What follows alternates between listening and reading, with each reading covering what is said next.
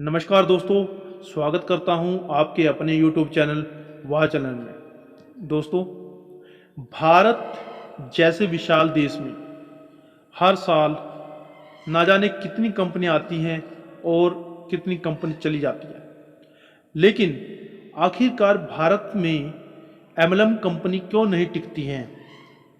बड़ी बड़ी कंपनियां भारत में हर साल आती है और ऐसा उनके साथ क्या होता है कि उनको मजबूरी में या मालिक की नीयत के ऊपर टिकना मुश्किल हो जाता है।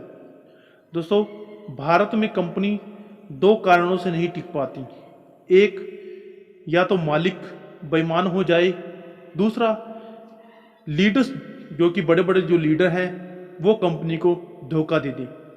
अभी ऐसी स्थिति में जो नुकसान होता है वो सिर्फ डिस्ट्रीब्यूटर का होता है। जो छोटे छोटे डिस्ट्रीब्यूटर होते हैं जिन्हें एमएलएम की जानकारी नहीं होती और वो नए नए कंपनी में अपना पैसा लगाते हैं।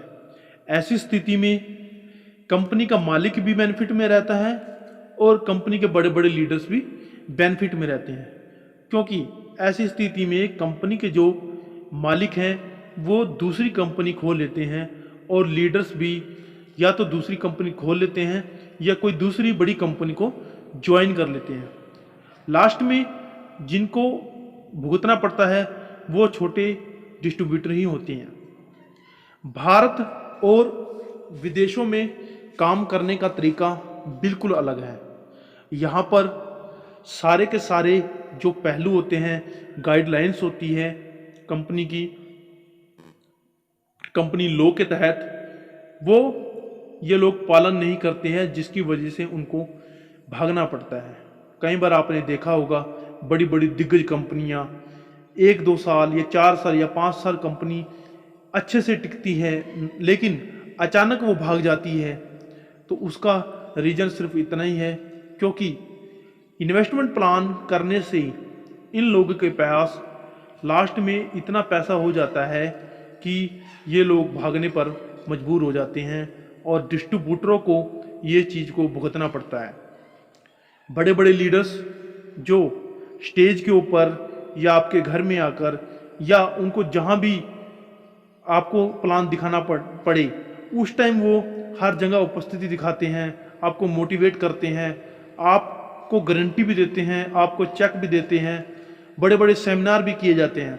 लेकिन दोस्तों, जब कंपनी चली जाती है, भाग जाती है या किसी कारण से बंद हो जाती है, तो ये ही वो लीडर हैं जो आपके सामने नहीं आते। कुछ अच्छे लीडर भी हैं, मैं ये नहीं बोलता कि सभी के सभी खराब हैं।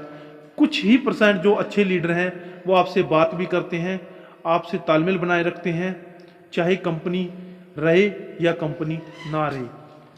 लेकिन सबसे बड़ी समस्या जो होती है वो डिस्ट्रीब्यूटर को होती है। भारत में अगर कंपनी चलाने के सारे नियम अच्छी तरह फॉलो किए जाएं तो कोई भी कंपनी ज़्यादा प्रॉफिट नहीं कमा पाएगी और आप लोगों को ज़्यादा प्रॉफिट भी नहीं दे पाएगी। लेकिन जहां पर कंपनी इन्वेस्टमेंट प्लान की बात करती है और इन्वेस्टमेंट प्लान को लेकर आ जाती है किसी भी रूप में, वहां पर कंपनी का भागना संभव है। क्योंकि अगर आपको सभी प्रोडक्ट भी दिए जाए तो आपको पूर्णतया ज़्यादा पैसा नहीं मिल सकता, क्योंकि एक छोटी आईडी जिसकी कीमत जो भी हो, कंपनी हर तरीके से अपना प्रॉफिट निकालती है। सेमिनार का खर्चा निकालती है, बड़े बड़े इवेंट का खर्चा निकालती है, प्रोडक्ट का खर्चा निकालती है, जो भी उसका डेली रूटीन का एक्सपेंसेस है वो भी निकालती है। और जब ये चीज़ें निकलती हैं तो वो आपको ज़्यादा प्रॉफिट नहीं दे पाती अगर वो कंपनी इन्वेस्टमेंट प्लान नहीं है, प्रोडक्ट बेस्ड कंपनी है। तब अगर कंपनी इन्वेस्टमेंट प्लान है या किसी और तरीके से मनी सर्कुलेशन का काम कर रही है तो वो आपको धोखा देगी। आपने कई बड़ी बड़ी कंपनी में काम किया होगा, आप लोगों को प्रोडक्ट भी नहीं मिला होगा और लास्ट में कंपनी भाग भी जाती है। दोस्तों, कहीं ना कहीं इसमें लीडर्स का भी हाथ होता है, मालिक का भी हाथ होता है, इसीलिए ये कंपनियां भारत में नहीं टिक पाती। अगर लीडर्स चाहें तो कोई भी कंपनी इस भारत से नहीं भाग सकती। मालिक चाहे तो कोई भी कंपनी इस देश से नहीं भाग सकती, बंद नहीं हो सकती, अगर वो हर तरीके से जो भी गाइडलाइंस कंपनी को चलाने के लिए बनाई गई हैं उनके ऊपर खरा उतरे तो दोस्तों आज की वीडियो में इतना ही। नेक्स्ट वीडियो में आऊँगा आपके साथ।